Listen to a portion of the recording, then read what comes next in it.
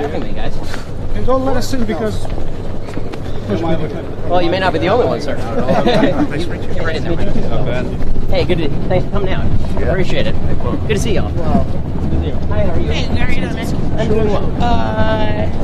You RSVP? Well, the group certainly knows I'm coming. I RSVP'd with as somebody listening in the audience. I RSVP'd as a speaker, and I RSVP'd as security. So if you have any other standards of RSVP that are necessary, I'm happy to fulfill those. Give us 1 second. Sure. Please. They'll help you out. Can I help you out? Okay. Alrighty. How are you doing? I'm pretty good. How you doing today? Yeah, doing okay. A little chilly, but it's November, right? Seems like a lot of security for no protesters. I'm not Pretty typical security. for our events. So many cameras right now. Let him speak. Ben, you're the How are you, man. sir? Free country. Sure. Over here for a minute. Oh. How are you? I'm the head of public safety. Nice to meet you. Pleasure to meet you. You know that you weren't registered, whatever, for the group didn't register you for the event. They have strict things, Welcome to so Soviet you're Union. not allowed, into the event. Well, I mean, YAF did inform you that I was coming as a speaker, as a person sitting in the audience, as well as a member of Christina Hoff Summers' team. So I'm not sure what other standards are necessary. I'm also wondering exactly why it's so necessary to keep me personally out. We're just following protocol, sir. Well, why is there protocol to keep me specifically out? What country protocol? Soviet Union or United States? You want to step over here to decide? Well, I'm happy to do it right here if you'd like. I mean, I don't think this needs to be private. The bottom line is it's private property, okay? I'm It fully wasn't aware. proper procedures weren't followed, and you're not going to be allowed to So do am I to that. understand that if I take 3 steps forward, you will attempt to have me arrested?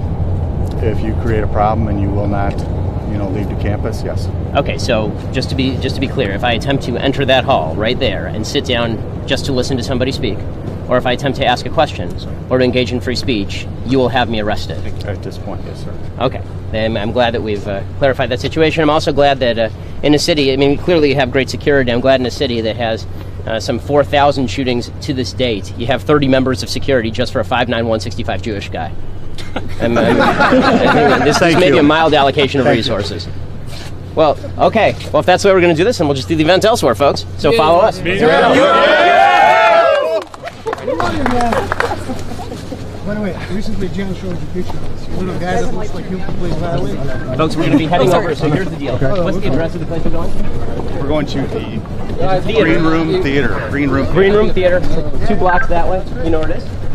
We have an address? What's that? Do we have an address? It's actually 0.7 miles guys right walking down the there? road. What's it called? So we're going to be in a car. What's But it called? it's called the Green Room Green Theater. Room Theater. Green Room Theater. We'll get there. Green Room Theater? And you guys are more than welcome to join us. This campus obviously doesn't give half a shit about free speech. Listen, forget him. Thanks for what you do, man.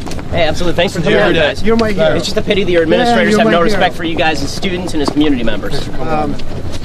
Jan recently showed you a picture of me playing violin that looks like you. That was me. I appreciate it. Thank you. Yeah, Ben, can I shake your hand too? Absolutely, guys. Very nice to meet you. Thank y'all for coming out. I really appreciate it. We'll see you. We'll see you 3 blocks over. Thanks for coming out, Ben. Absolutely. I guess it was good that we Hey, thanks a lot. Ben, in 8 years you got to run for president. You understand? You have everything for it, okay? Go on. Well, it depends. Will they allow me to speak? We're I gonna don't know. change Chicago. we have to change Chicago. Chicago is not lost city. I'm glad that Rahm Emanuel can have a city where all of the illegal immigrants are allowed to stay, sanctuary style. But if I come to speak at a university in the city, we have to ensure that I can't be allowed to do that. We'll see you guys like 3 blocks over, okay? It's called the Green Room Theater. Green Room Theater, okay? Greenhouse Theater on Lincoln? Yeah. You got it.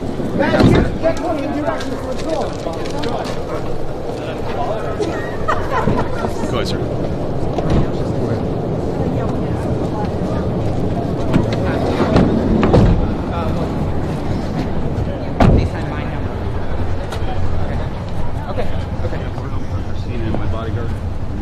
I can do that.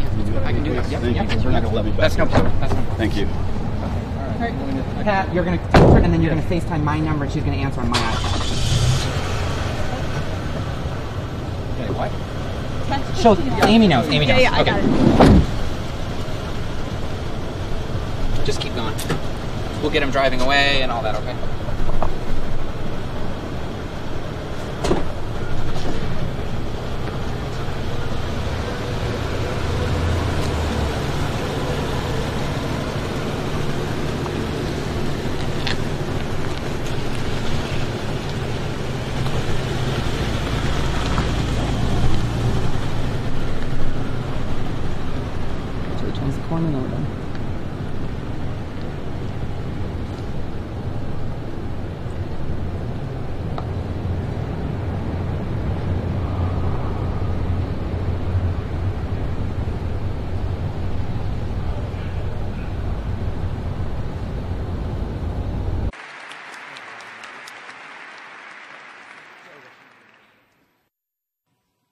Okay, testing. Okay, good. All right, Shapiro, I've got 2 questions for you. One, just to get the nerves out, and second one's going to be a bit important. First, do you know a YouTuber by the name of Secular Talk, Kyle Kalinske? No, I don't actually. He was on Joe Rogan's podcast, and I think it would be interesting if you two debated each other. Okay, I'll take a look. Okay, thanks. All right. And then the second one. The second one's a bit critical. Shapiro, you've shown disdain for the people who have called you and a lot of your remarks bigoted. And you make it one of your hallmarks, right? Like, if someone calls you a sexist, racist, bigot, homophobe, you can't take that. You have to, like, fight back immediately. Yet, you call these claims against you preposterous, but yet, considering the fact that, A, while you were an editor-at-large at Breitbart, they called people like Bill Kristol a renegade Jew. Also, That was after I left, actually, but... What did you say? That was after I left. Okay. And also, touting... Sorry, go ahead. Okay. No, it's fine. Also counting Jewish leaders as neocons, something that you yourself have said is an anti-Semitic slur. Also, when you resigned, you just saw the infamous poster that they put on you. They put like your face into the David Star. Also, you initially defended a video of your own creation. Well, not of your own creation. It was not of my creation, yeah. The Columbus Day video, yeah. Mm-hmm. The Daily Wire's, you defended that initially. That video where you defended that as satire. Of course, the infamous video of Native American people, their genocide. Yeah, the video is garbage. Justified. Right. And then finally, and most infamously, you said that Arabs, not Islam, were, quote, your words, were the darkness in the Middle East, were rotten to the core. And most infamously and horribly, you said Arabs like to bomb crap and live in open sewage. Okay, so can I address those one at a time?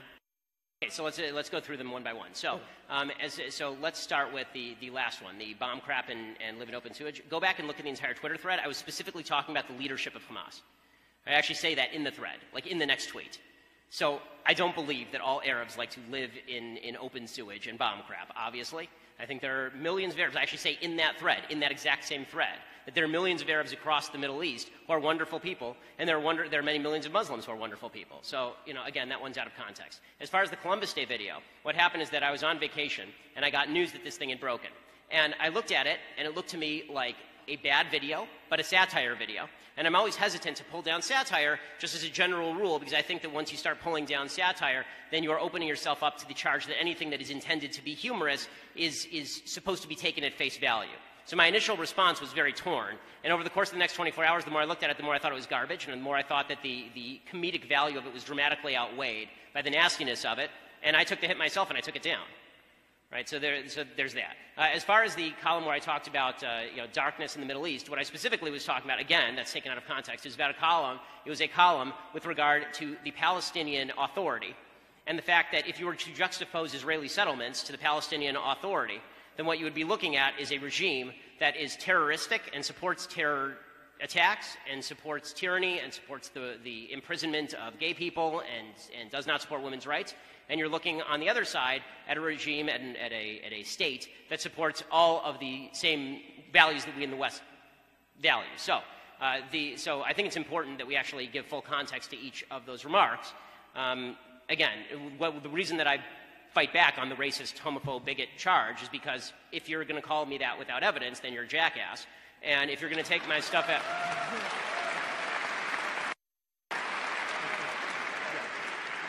And taking context and I'm not suggesting this is what you're doing. My guess is that you're probably getting this off a list that was provided by some group or another. But if that's the case, then pulling quotes out of context and then using these as bludgeons without actually looking at what I was saying is a cheap trick. Okay. So what is your formal education background? So I guess a lot of people don't know what your undergraduate degree was in. So I was at UCLA in political science and then Harvard Law School. Okay. So you don't have, you wouldn't consider yourself an expert in sociology? I don't consider sociology a particularly expert field, but go ahead. I think I'm able to read a sociological study.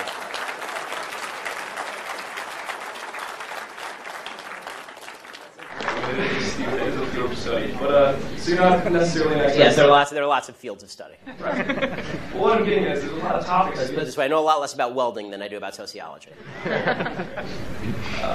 What I'm getting at is that you're not considered an expert in sociology, psychology, gender studies, lesbian dance theory, many of these things that you've brought up tonight. I know a lot more about all those others than lesbian dance theory. As far as if you want to take issue with the argument, I would urge you not to use the argument from authority, which is somebody has a PhD by their name, they know what they're talking about.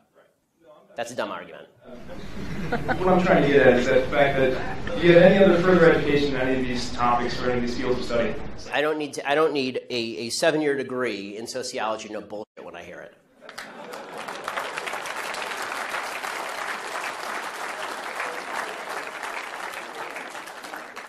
And granted, that's your opinion. Right, because I'm here, yeah, giving it.